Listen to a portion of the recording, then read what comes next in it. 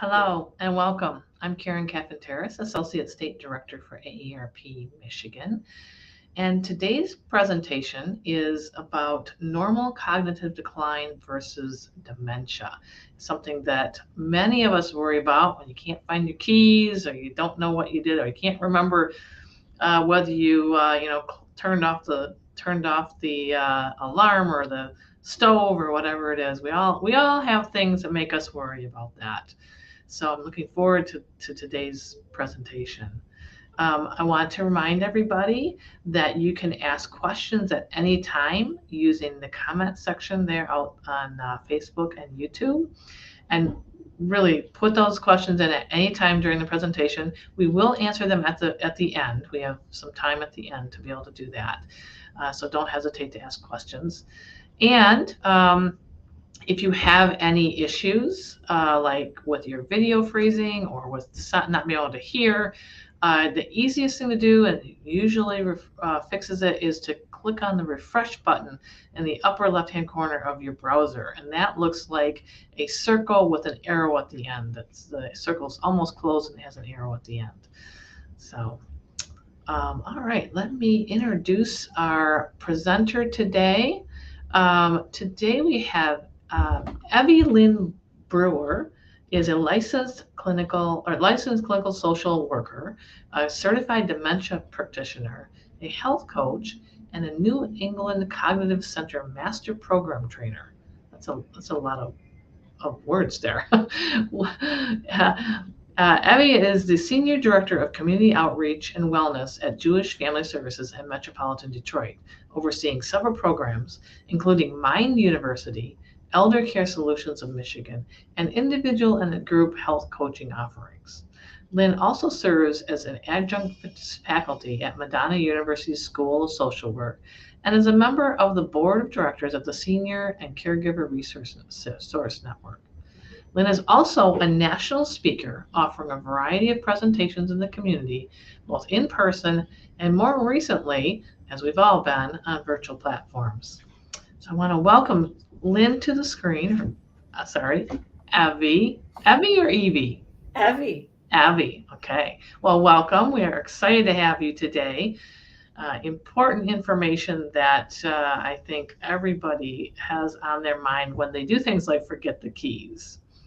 So I will disappear from the screen and you can go right ahead and start your presentation.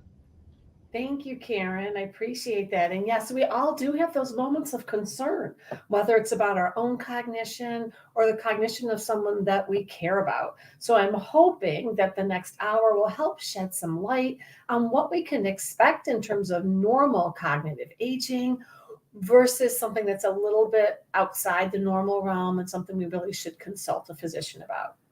So first off, feel free to type in the chat wherever you are streaming this. What age do you think our cognitive abilities peak? When are our brains able to process more and more information, more and more challenging tasks in less time? Let me give you guys just a second to think about that. The answer may surprise you. It's in our mid-20s. For men, our cognitive abilities peak at age 26, for women at age 25. What does that mean? It means that from birth to 25, every single year our brains can do more and more and more with more and more ease until we reach the top of that bell-shaped curve right in our mid-20s. Now, it's not all quickly downhill from there, but we do have barely perceptible changes that happen every year thereafter. Most of us don't notice until they become cumulative around age 50. The research shows we start to feel it around age 50. But when I talk to groups and people call out answers, I hear 40s quite often. And I think that's because our lifestyles have become a little bit more stressed, a little bit more full of multitasking, and we're noticing some of the cracks just a little bit sooner. But let's take a look at that and what that can look like. Karina, I'm sorry, I'm having trouble advancing the slide. Is that something that you can do for me? Thank you. So what can we expect? Just like it's not surprising if we need reading glasses at a certain age, just signs of the fact that we're getting older, or we have a knee or a hip issue, it's a sign of an aging body. The 4 areas that you see on the screen are normal areas to expect to notice some differences just because we're lucky enough to live a long life and we have an aging brain. So I want to walk you through some examples of what do we mean. So first of all, the key word on the screen is slight. Slight changes in the 4 areas that I'm going to discuss. What that really means is while we notice them, they're a nuisance rather than something so significant that it truly impacts our ability to function. Anything that does impact our ability to function would not be considered normal, and we need to take some action and talk to an expert. So slight changes to our language abilities are often called word retrieval difficulties. Sometimes we lose access to our once rich vocabularies, and we find ourselves hearing a word pop out of our mouth that was not the word we intended to say. It is so normal, it's predictable how we'll make errors. We tend to say a word that starts with the same first letter as the word we intended to say or is in the same category. So if my husband were going to the store and he said, "Hey, do you need anything?" And I say, "You know what, can you get some blackberries?" Well, I don't even like blackberries, but I love blueberries. Same category, they're both fruit, start with the same first letter, they're bees. So when this happens, the best thing to do is not to worry about it, just simply move on, because the more anxious we get, the more we tend to have these word finding difficulties. They tend to come in clusters. It could happen 3 or 4 times in a day or two, and then it's weeks before you notice it again.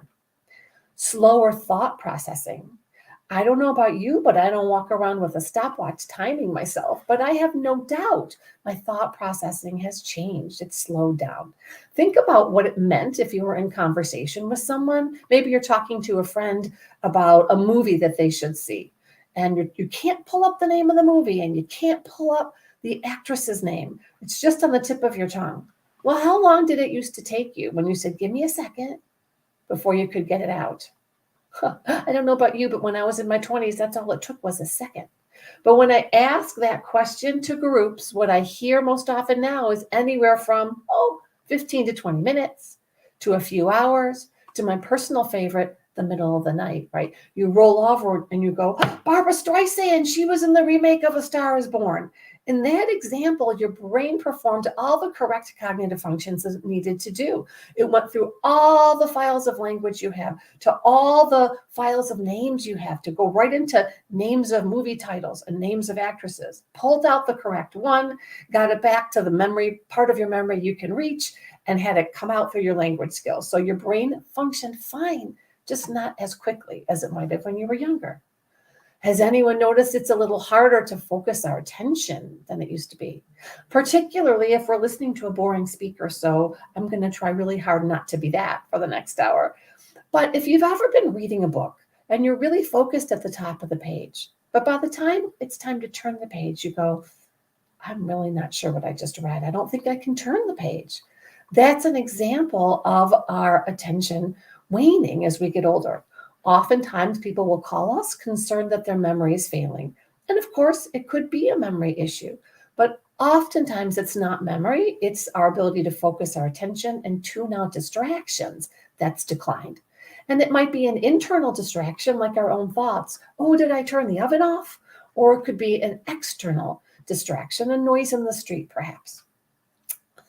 So that is an area that it's very important for us to strengthen because we can't really remember later, because recall is a key function of memory, anything that we didn't pay attention to in the moment. So the more we can try to focus our attention, the better off we'll be. But it's a normal area to experience decline.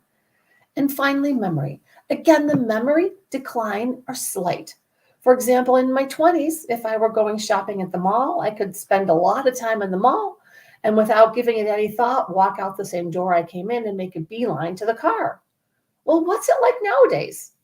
We can usually still come out the same door we went in, but how many of us stop for a second and go, "Okay, now where did I park? Oh yeah, it was an up lane to the right." We didn't have to take that step before. It's not as automatic as it used to be. Also, our calendars. Where did you keep your calendar for the day when you were in your 20s? Mine was right here. Well, where is it now? Mine's in my phone. It's on my computer screen. Some people use a paper calendar, but those are other examples of normal cognitive decline that are simply indicators of an aging brain. Can we have the next slide, please?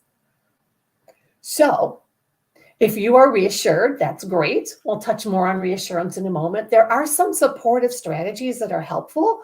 One of the most important and easy to do is if you've had glasses prescribed for you or hearing aids recommended, it's really important that you wear them. Sometimes we can all let vanity get in the way, or sometimes they're not as comfortable or convenient as we would like. But we cannot recall a memory function later what we imprinted a fuzzy image of. So if I didn't see something well because I don't have my glasses on, I won't recall it as easily later. If I didn't hear something well because I need hearing aids and don't have them, I won't be able to recall that later. Our memory relies on all the sensory input to our brain. So something I see, something I hear, something I feel, something I touch, that sends the message that we are imprinting to recall later. So keep that in mind and keep glasses, hearing aids, other supportive devices handy and at the ready. It also can be beneficial for many people to engage in cognitive training. There are programs that really can help strengthen our cognition and have them in the best possible shape. If there's time, I'll touch a little bit more on that at the end. If not, we have access to a wonderful cognitive training program through the New England Cognitive Center that we offer virtually. So feel free to reach out to me if you'd like more information. And next slide. So everything that I've said before has been with the intention of providing reassurance. We cannot live a long life without noticing that some things are a little different than they used to be before. And reassurance is so very important because the more we're anxious and worried, the worse our cognition will be. We will have a higher amount of stress hormones floating through our body, namely adrenaline, and that actually interferes with our ability to make new memories. So it's important to be reassured. But it's a double-edged sword here. It's tricky because I don't want reassurance to aid denial.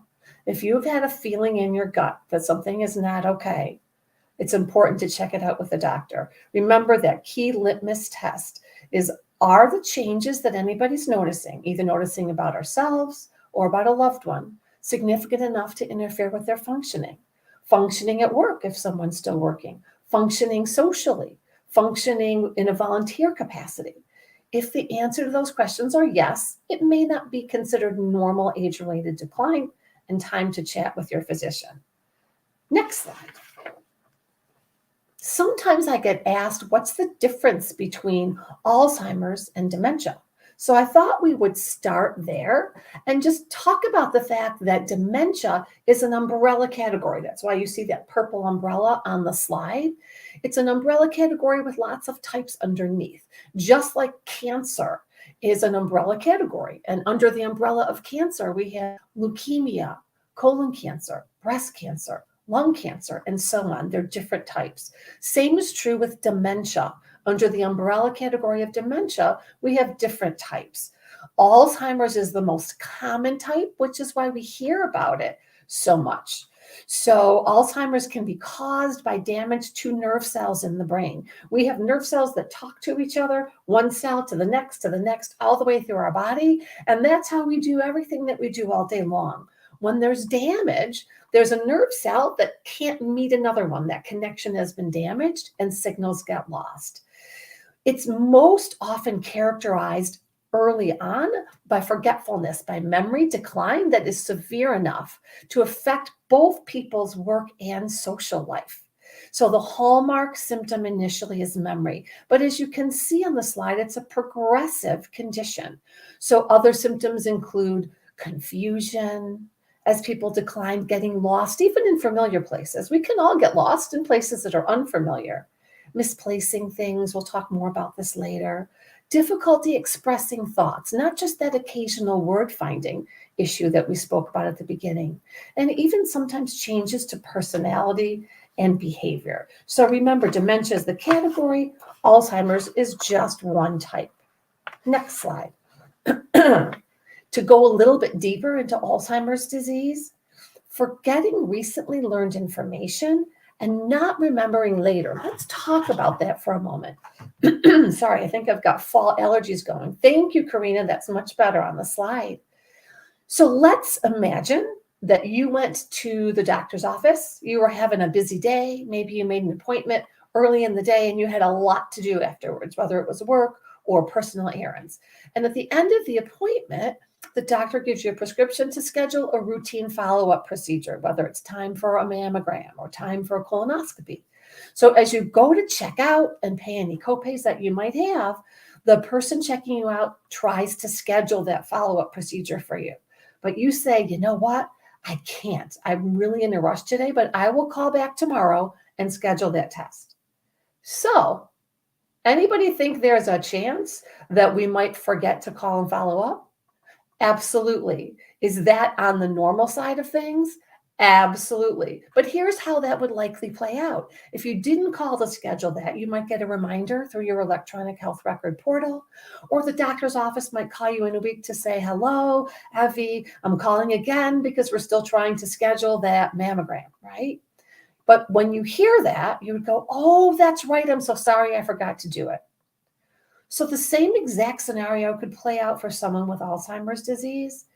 But when they got that reminder phone call, they really wouldn't remember. So their response might be mammogram. The doctor didn't say anything to me about having a mammogram. And frankly, I haven't seen the doctor in months. I don't know what you're talking about, right? So the key is not remembering even when you're prompted, not being able to remember later with the prompt. That would not be considered normal and would be a sign or symptom of Alzheimer's. Difficulty performing familiar tasks, especially things that we used to do automatically. So I tend to hear different examples for men and for women. So it's not my intent to be sexist, just to give some clarifying examples. I will often hear women talk about their spouses who have Alzheimer's disease, and they first notice it with mishaps in favorite pastimes. So if someone was an avid golfer all their life, being on the golf course, picking up a club, and instead of swinging it on the ground, putting it over their shoulder and swinging it like a baseball bat, right? Suddenly being confused about that. Or for women, I hear cooking related examples, things like being in the middle of making something, maybe making a pot of soup, having a bunch of ingredients out, and all of a sudden looking at something in your hand and going, what am I doing with the salt? And just putting it down. Again, that's not forgetting to add an ingredient. We could all forget to add an ingredient because we're busy or we're multitasking, we're talking on the phone, but that's different from losing the sense of what I'm in the middle of and what my next step might need to be. So those would be considered more typical of some form of a dementia, perhaps an Alzheimer's, but it wouldn't be considered normal cognitive aging. And problems with language, which would exceed just an occasional word finding difficulty, but someone who perhaps, especially when agitated, can't communicate all that they're experiencing. Or sometimes our receptive language, being able to decode and understand all the information someone is sharing with us when they're talking to us, becomes overwhelming. Next slide, please. Now, Alzheimer's is the most common type of dementia, but there are others that we're just going to touch on a little bit. Vascular dementia is the second most common or frequent type of dementia. And that is dementia that happens as a direct result of cardiovascular incidents. So someone who's had strokes or heart attacks or many, many trans-ischemic attacks where there's been an interruption in blood flow to the brain. So that interruption in blood flow and fresh oxygen to the brain causes damage to our brain connections and our brain tissue. So the good news is that type of dementia is the most preventable. Anything we do to take care of our heart, to reduce any cardiovascular risk factors, means not only are we preserving our heart function, but we're reducing our likelihood of developing the second most common type of dementia. So doctors often say what's good for the heart is good for the brain. So heart healthy diets, aerobic exercise, whatever your physician approves for you.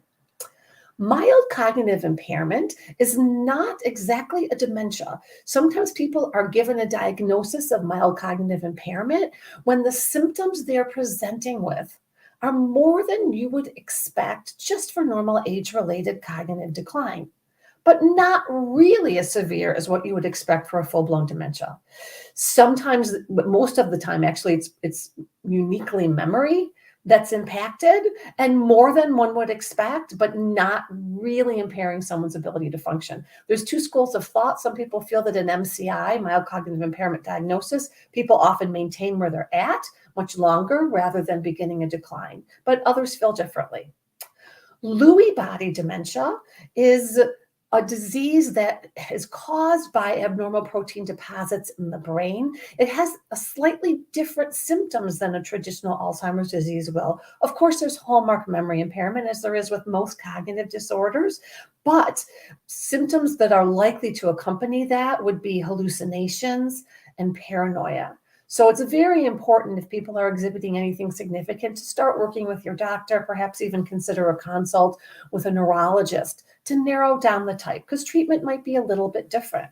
There also are motor or movement disorders like Parkinson's disease and Huntington's disease that bring with it a risk for developing a dementia. Next slide. Okay. So here's what we want to tease apart. It looks like the formatting is not doing well on this shared screen, but that's okay. If we're starting on the left, an occasional poor decision, I can't imagine there's anyone on the screen who could say they have never in their lives made a poor decision, right?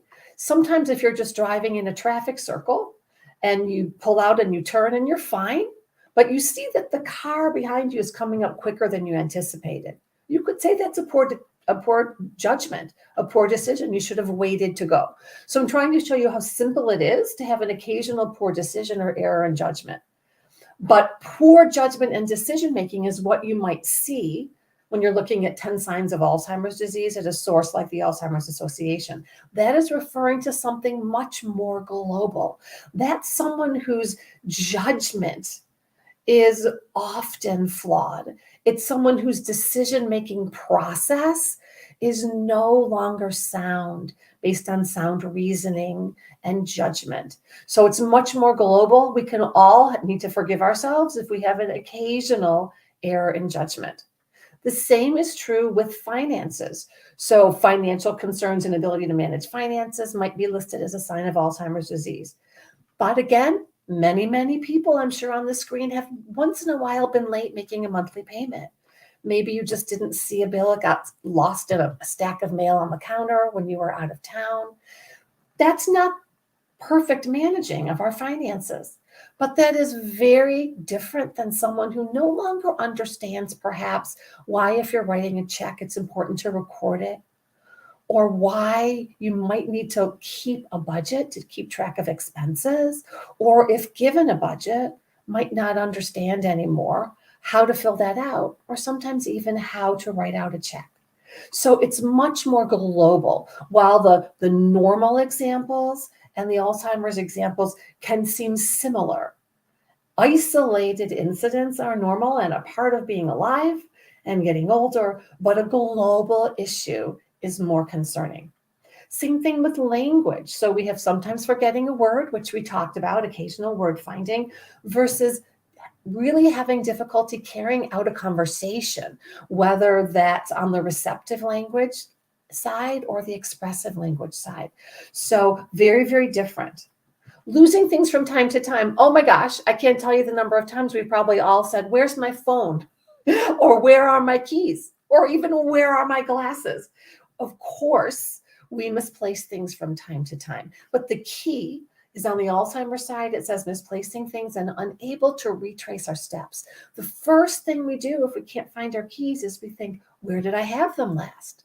Well, I sure had them when I came in the house. Let me check the door handle. Are they hanging there? Or I came in through the laundry room. Are they sitting on a counter? We have that ability to retrace our steps. For people who have gaps in their memory, significant issues with their memory, they can't fill in those gaps accurately. Oftentimes, not trying to be accusatory, but if they can't find something, they might think it's been stolen. That's not necessarily paranoia. It can be if someone else has paranoia as a symptom, but there's something called confabulation, which really just means our brains try to make sense of what we know. I know I had my purse this morning. The cleaning lady was here and my purse is gone. Therefore, the cleaning lady took my purse, right? We all string things together. It's just most of us don't have gaps in our memory. What often is the case is someone has their purse. They know the cleaning lady's coming. Because of that, they hide their purse. And then when the cleaning lady leaves, they forgot that they hid it and where they hid it. So being unable to retrace steps like that would make misplacing something's more a sign of dementia. I hope this is making sense to everyone. If we could have the next slide. Continuing our discussion of Alzheimer's disease, the examples that I gave you just now were very behavioral. These are a little more global. As people's decline progresses, they start to have trouble with abstract thinking. Things need to become much more concrete if you're trying to communicate effectively. You can also notice changes in mood or behavior, and that often is tied to time of the day. I'm sure you've heard about people with Alzheimer's disease sometimes having sundowning or sundowner syndrome. That refers to people who get more confused later in the day, 4 o'clock, 5 o'clock, 6 o'clock, as the sun is going down. So it's important to know that. For others, they have more trouble waking up in the morning, so that can be an issue as well. Changes in personality is associated with vascular dementia. Sometimes those strokes or other vascular incidences can impact, depending on where the blockage was, can impact personality and really cause a change that's very challenging to deal with. Loss of initiative is also an important one to talk about. I hear often from family members, sometimes frustration, right? Being a caregiver is tough work. And sometimes someone will say, I don't understand. My dad can still read an x-ray, but he can't tie his shoes. And that's because everyone's trajectory is a little bit different. We're going to talk more about that in a moment. But sometimes the part of the brain that's impacted is the part that tells us how to initiate tasks, things we take for granted, things like, it's been a long time since I ate. I get a hungry signal to my body, I need to eat something. Or it's morning, I should get out of bed and take a shower. So loss of the ability to initiate is actually a cognitive symptom that can be so easily misinterpreted as laziness or dependence. Next slide. So the important things to know is that different parts of the brain can be impacted by dementia. And this can vary from person to person. So there truly might be someone who can handle a very complex task, like a reading an x-ray, especially if that's what they did for a living, and really now no longer be able to tie their shoes, because sequencing those steps is in an area where there's been damage. So sometimes understanding that can help with frustration for family members. It isn't that someone is trying to be difficult or a burden, it's just gone. That information is gone, whereas other information stays. It can look as if there's no rhyme or reason, and sometimes there might not be, but sometimes it's about the location where damage occurs, and sometimes it's about how robust our neural pathways are in that area. Sometimes if there's something that we've done over and over and over many times in our lives, we have a little more resiliency against damage in that area and might still have those skills. Because everyone's functional level is not the same, it means, unfortunately, there's not a one-size-fits-all solution. We can't take a cookie-cutter approach to helping somebody with Alzheimer's or another form of dementia. The good news is, though, is that there's no need for us to fast forward to worst-case scenario, which often happens. If someone we care about is given a diagnosis, or we're given a diagnosis, we might get an image in our brain of someone very much at the end stages of the disease. And our loved one might not live to that point. The later we are diagnosed, the later we show symptoms, the less years we have to decline. So prevention, delaying the onset by maximizing neuroplasticity, engaging in cognitive training, eating a healthy diet for us, getting exercise, getting enough sleep, all the lifestyle factors that are preventive become really critical. Next slide. Now, hopefully that helped you tease apart the differences between normal age-related cognitive changes and those that are more indicative of dementia. But many people watching this program probably have friends or family who do have some sort of dementia. So I wanted to talk a little bit about how to have those family interactions or friendly interactions go a little bit smoother. And the most important thing to understand is that people who have Alzheimer's disease might not always be oriented to the time, meaning they might not think it's 2022. They might think it's 1978 and they have to run to get across campus to get to their favorite class that's starting in 20 minutes. For most of us, when we hear something like that, we feel an obligation to reorient someone gently. Oh, you know what, Mom, that was quite a bit ago. You're a mom now and a grandma. You finished college. You don't have to worry about that. We're trying to do the right thing. But in reality, sometimes that causes agitation. Is there anything that I could say to you right now that would convince you that it wasn't 2022? It was really 2051.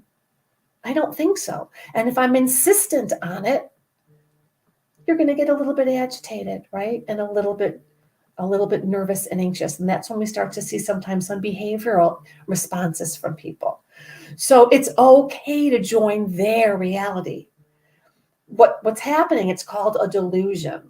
A delusion means a firmly held belief that happens to be false. So we all have a firmly held belief that today is November 17th, 2022.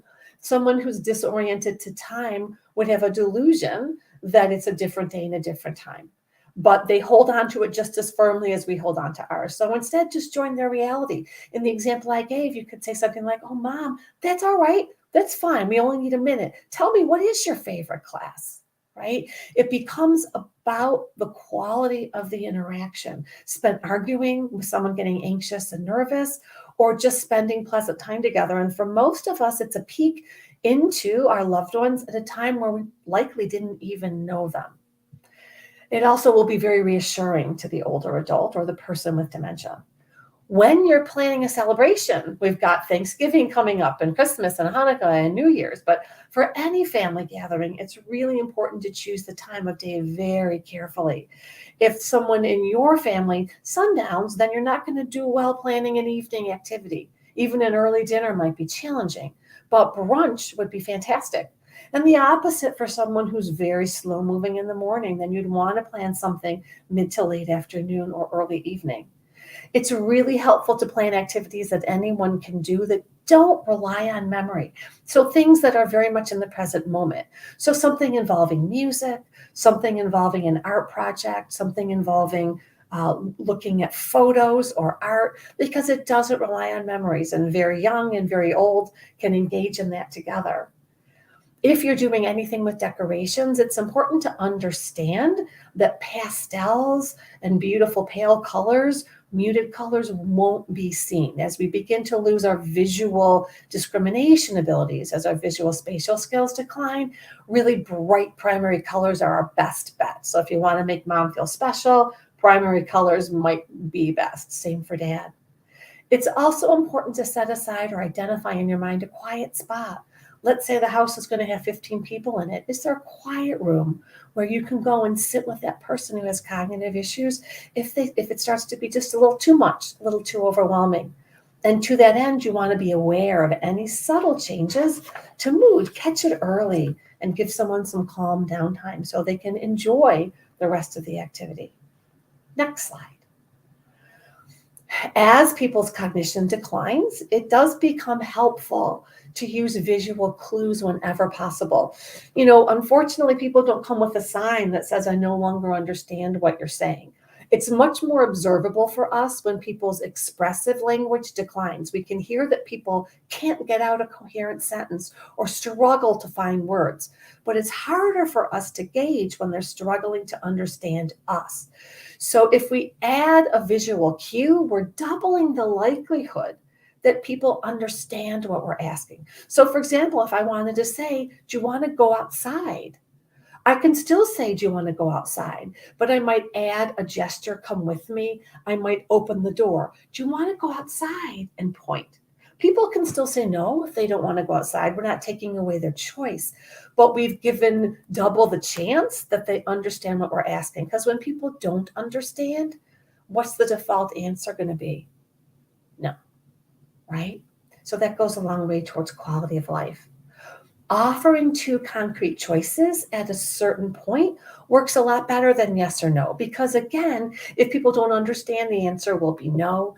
If there's many, many choices, things can be overwhelming. For example, 50 different outfits in the closet for someone with a moderate dementia, you'd do better to prune that back to 7 or 8 favorites. But if I wanted to get someone's input, I might pull 2 outfits out and say, what do you want to wear today? The red one, holding that forward, or the blue one, and let them verbally respond, let them point, let them take that from me.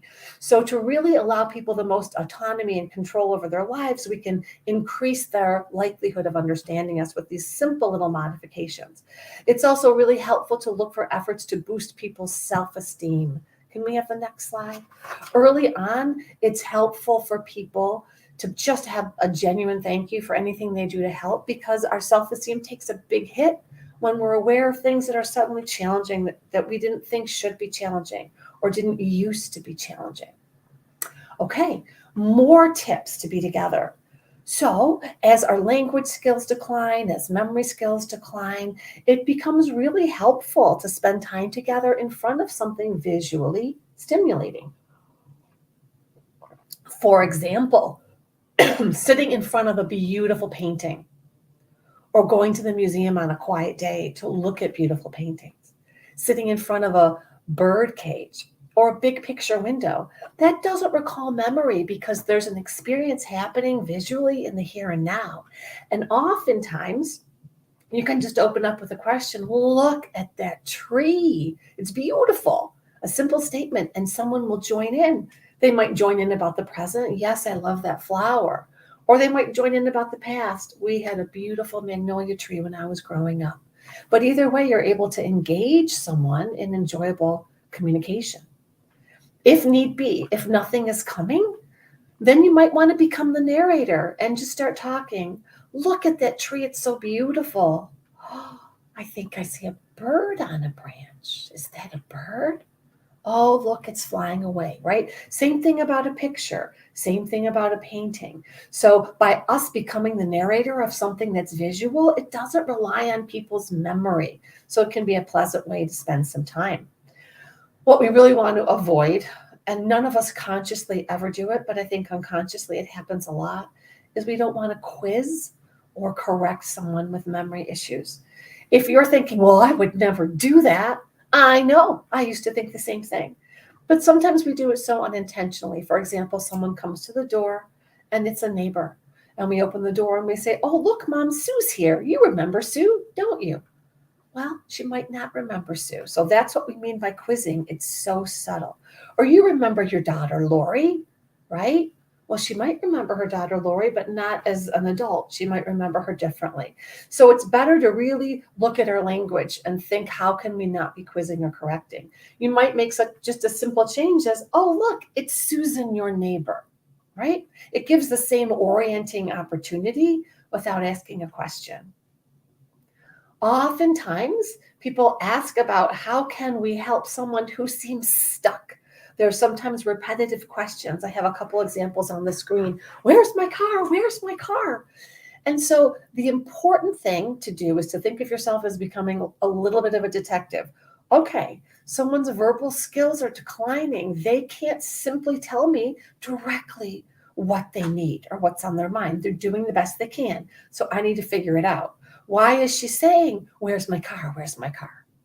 So I would just start tossing out questions. Oh, you're asking about the car. Would you like to go somewhere today?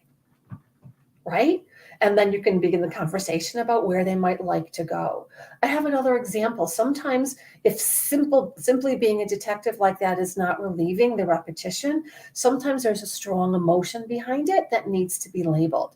So for example, I once was working with someone who would call every now and again that they couldn't find their father's watch. Their father's watch had emotional value to them. Their father had been gone a long time. This person had dementia. And so they would call so lost, saying, I lost my father's watch. It's gone. It was trusted to me and it's lost. And what I learned was that person didn't even have their father's watch anymore. It was valuable. Family had put it in a safe deposit box at the bank. But every once in a while, this person got stuck. And the key was just labeling the emotion. So instead of me going off about your kids have the watch, I would say, oh, you're thinking about your dad today. He was a wonderful man. I miss my dad too, right? And then chances are that person will start talking about their father, and the repetitive dialogue of where's the watch will go away. Nothing works all the time, but these are just some suggestions. Next slide. Okay. I am not in any way suggesting the television as a babysitter for prolonged periods of time. But sometimes, because caring for someone with dementia requires us to be so fully present so much of the time, we might need just 20 to 30 minutes to sit there and just not have to be on.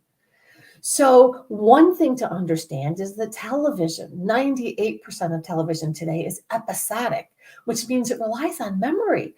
We have to know what happened last week or last episode in order for today's to be interesting. And we have to remember the characters enough to be invested in them. So for people with dementia, it doesn't work that well unless we can find reruns of old television shows that might be familiar to them. But I have two examples on the screen of TV shows that you don't really need a lot of memory for. I Love Lucy. It doesn't matter what you do and don't remember. Lucy will do something silly in the moment. Ricky will go off in Spanish. Lucy will make a face. Everybody laughs. Also, America's Funniest Home Videos. It's just little video clips of people's cats doing funny tricks or other sort of entertaining activities that are short snippets and don't rely on memory. So if you need to just plop down on the couch next to a loved one and not have to be on for just a short amount of time, those might be some great suggestions.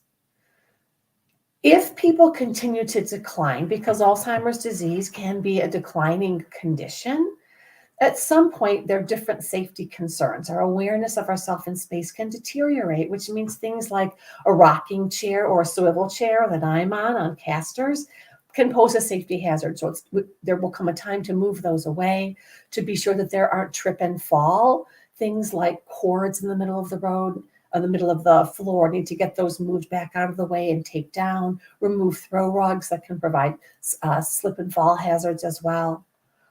It's also not uncommon for people with dementia to sometimes become dehydrated. It puts them at greater risk for urinary tract infections, and it can also cause increased confusion. But that trigger for thirst, which you see is very active for me as I keep drinking today, might not be as strong. So it's important to use some visual cues. So if you put a cup of water in front of someone and a cup of water in your own hand and you lift up and drink, chances are high they'll lift up and drink as well. It's based on the concept of mirror neurons that even without language, we unconsciously tend to mirror if someone's right in front of us face to face. If that's not working or hydration is still a concern, there are other ways to boost hydration. Popsicles are really helpful. Jellos, certain fruits like watermelon have a high water content to help keep an eye on hydration. Nutrition, surprisingly enough, if an older adult in general, but for sure someone with cognitive impairments complaining that the food tastes so bland, that's physical, that's real, that we lose our sense of tastes at different points in our aging process. What do you think is the last form of taste to go? Sweet. So as counterintuitive as it may feel to take something healthy like a lean chicken breast and put something sweet on it, it might be the only way to make it not taste like cardboard for someone. So if nutrition is a concern, someone is underweight, not getting enough calories, try and look for ways to make their food a little bit sweeter because that can be helpful. Next slide. What can we do to secure our own future? And if someone that we know is in the early stages, how can we plan ahead? Well, it's really important to have the perhaps challenging conversation about needs, plans, and wishes. That includes end-of-life care. What do we and don't we want? Do we have advanced directives available? These are often called patient advocate designations or power of attorney documents. What are people's thoughts on hospice care and funeral arrangements? If there are power of attorney documents, we want to know where they are, who the power of attorneys are, and if not, we want to get them made up while someone's cognition is intact enough for them to legally be able to sign such a document. Sometimes the person who knows who's the financial planner, who's the attorney, who's the accountant is the person who ends up having cognitive impairment. So before that happens, if that information can be freely shared within the family, along with contact information and a safe location, even if it's a safe deposit box at the bank, but a safe location for crucial documents. It's very, very hard when you need to make the difficult step of inactivating a power of attorney and you can't even find the document, right? It can avoid a lot of stress to do this little bit of future planning. Next slide. It's also really important to care for yourself along the way. I know we've heard it anytime we get on an airplane that in the event of a water issue and a drop in cabin pressure, the oxygen masks will fall. If you're traveling with a small child, secure the mask on your own face first. It's so counterintuitive. As a mom, I'd want to cover the baby, right? But what if I pass out before I can affix that mask on the baby? Did I help in any way? No. So oftentimes caregivers don't have enough time for their own needs, especially taking care of their own preventive health. And all kinds of unpleasant things can happen as a result of that. So be sure you take care of your own medical needs first. Sometimes if tasks are overwhelming, it's really helpful to break them down into a list of doable tasks for two reasons. Number one, you can work that list and take satisfaction in crossing things off. But oftentimes people will call to help and say, I know you're spending a lot of time with Dad. What can I do to help today? And if we're really in the thick of it, it's too much effort to identify a task someone else can do just so they can feel like they're being helpful. So we might say, thanks, I'm good. But if we say no to help enough times, people stop offering to ask. So if you have that list of tasks ready to go, it's easy when someone asks to say, if you mean it, I'd be grateful. I'm going to text you a list of 10 things we need from the grocery store. Thank you so much. Be sure you have a list of your own needs and your family's needs as well. Set aside time, even if it's 10 minutes, 20 minutes, an hour, to pursue your own interests and goals and to replenish your own energy, whether that's through listening to music, dancing, journaling, meditating, exercising, spending time in nature, because none of us can provide care for someone with dementia if our own cup is completely empty. It's also important to remember that there's no need to go it alone. There is help available, as we'll see on the next slide. Who can help? So neurologists would be the medical go-to for someone when there's dementia as a concern. Geriatric care managers are social workers and nurses who specialize in helping older adults and their family navigate all the challenges that can come with aging, whether it's cognitive impairment or frail physical health or mental health concerns. That we have a great team at our agency called Elder Care Solutions of Michigan. Feel free to reach out for help. Any clinician, a therapist, a psychologist, a social worker, a physician can be a source of help. Support groups. There are support groups that are specific for people who are providing care for a loved one with dementia. But there are also physical health related support groups for Parkinson's disease, for cancer, and so on. So if that would be beneficial to you, seek out that help. Many meet in person, but many are available virtual. So geography or travel time doesn't have to be a factor. There are adult day treatment programs, a place where loved ones with dementia can go to be engaged in the day and to give the person caring for them some much needed respite or opportunity to work. If people do need to contemplate a move at some point, there are memory care communities that specialize in helping people with dementia regain and hold on to, regain what they can, but really a better word would be retain the abilities that they still have. There also are caregiving agencies that you can hire to come in and provide in-home help. So all of this depends on finances. Of course, I realize that, but I wanted people to know there is help available. There are also all resources for people of low income. You can call 211, which will get you to low income resources. Local area agencies on aging can also be helpful in that area. You see on the screen, I have some books to recommend that are very, very helpful in people's journey as caregivers. And finally, here on the last screen, you have my contact information. I also want to add our general phone number for our resource center, which is the first line. Think of it as our intake department. It's 248-592-2313. I want to take a peek at the chat. I see a few things here. I see someone is interested in neuroplasticity. Does that help against dementia? So neuroplasticity refers to the fact that our brains have a built-in ability to create new neural connections. It's almost like a roadway in our brain for how we might do something.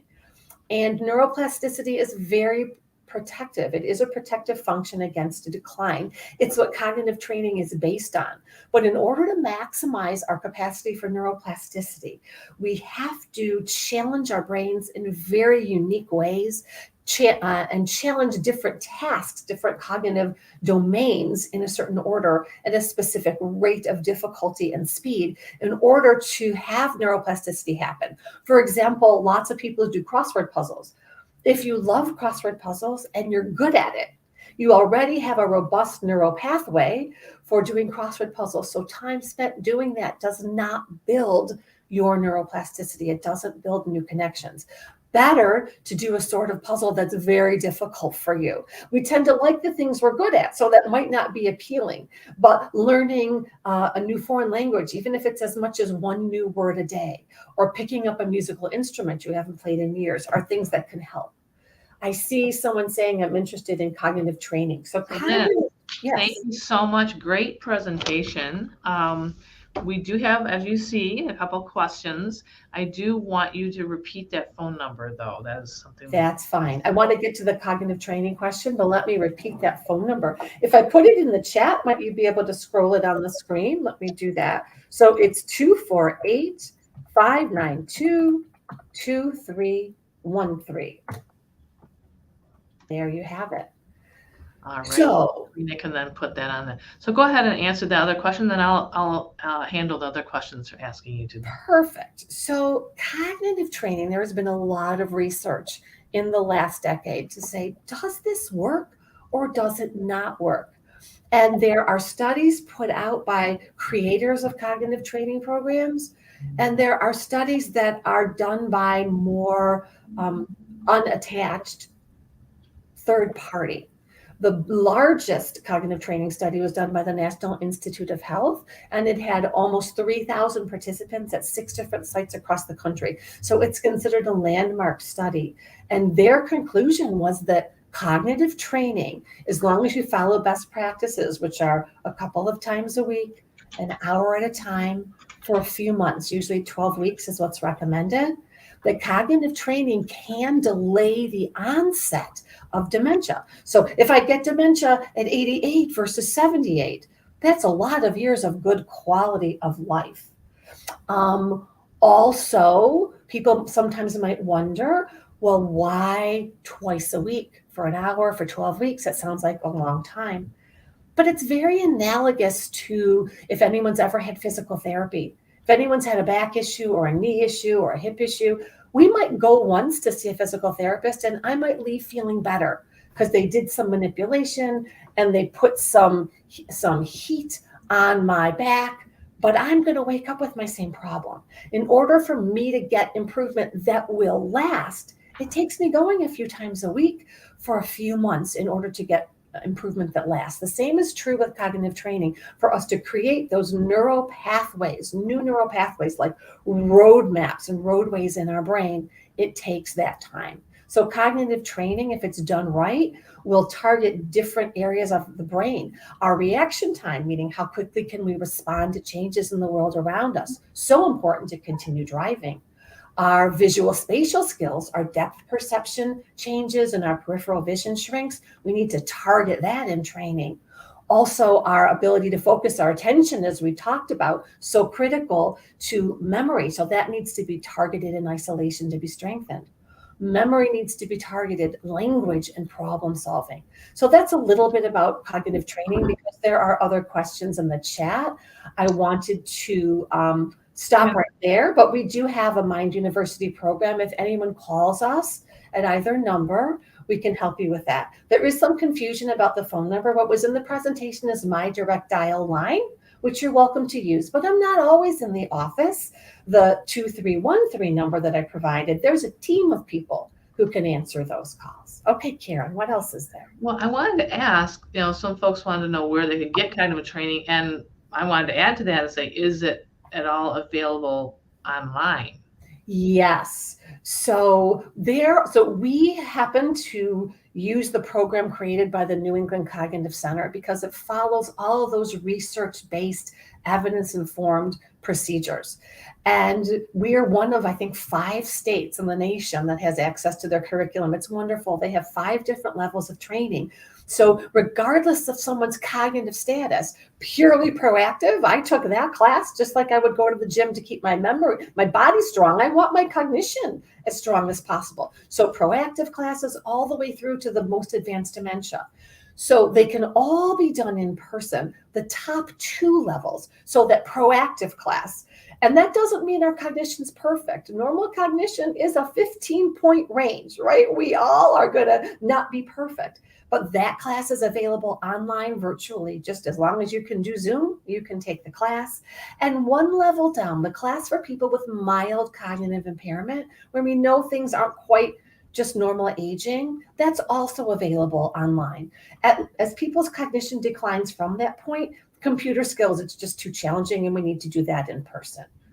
So is that available through your organization? Yes. Okay. Yes. And there's other organizations, I'm guessing. So in Michigan, it's available through us, and it may be available in the Kalamazoo area somewhere. Those are the 2 sites in Michigan. But yeah, we have people Zooming in from all over the state and all over the country. Yeah, great to know. That is wonderful. I have to say, I'm sure you reassured me, and I'm sure many people that are watching, about the normal cognitive decline and the actual, being worried about dementia. So, can you talk about other things people can do, like playing games like Wordle and things like that? You talked about forming those new connections. Yeah. It's a great question, Karen. So in terms of getting mental stimulation, which is what it sounds like you're asking about, mental stimulation is key to making those new neural connections in our brain, to our neuroplasticity. You need to seek out challenge, not something you do normally, something different. So for example, traveling is wonderful. I know it's been challenging during the last few years, but if we travel to a place we haven't been before, nothing's familiar. Everything from navigating our way through the buildings that we're touring to finding interesting art to look at. Novel experiences is really helpful. If things are easy for you and you want to continue doing them, with the example with crossword puzzles, you really need to up the difficulty. But you will get much more bang for the buck by switching to an activity that you don't know how to do at all. So if someone's expert at crossword puzzles or been doing them for years, try Sudoku, or word search, or word scramble. Or if you really hate jigsaw puzzles like me, because that's a visual spatial activity, jigsaw puzzles, even if I can stomach it only for 20 minutes before I get frustrated. It's when things are really hard, that's when stem cells in our brains are directed to help form a small new neural connection. That's the goal. So if we engage in tasks and don't get to that part where we really don't know exactly how to do it, we're not going to get that benefit. Does that make sense, Karen? Absolutely. And we have one last question. Sure. From Becky. She says, or no, wait, I just lost it. It just moved. Becky. She said, is Alzheimer's hereditary? My grandmother had it and my mom has it. That's a great question, Becky. And it has kind of a complicated answer. There is a genetic component to Alzheimer's disease. There are different genetic markers, that are indicative, that people can inherit. And so if that is something that someone is interested in, you can talk to your doctor. I believe simple blood tests can check for the biomarkers, but there are medical tests, if not blood tests, that can do that. But here's the caveat. Someone may have those genetic markers and never develop Alzheimer's disease. Having the genetic markers simply means that we're at slightly elevated risk versus the general population. So while yes, there is a heritable component, it is not a given. What I hear very often from people who have Alzheimer's in their family is that they worry about it. And the more we worry, which is only human nature, that's not so good for our cognition. So instead, I'd encourage people to just be as proactive as they can. Take cognitive training classes. Be the person who decides at age 70 that they're going to learn to play a musical instrument or take a foreign language, right?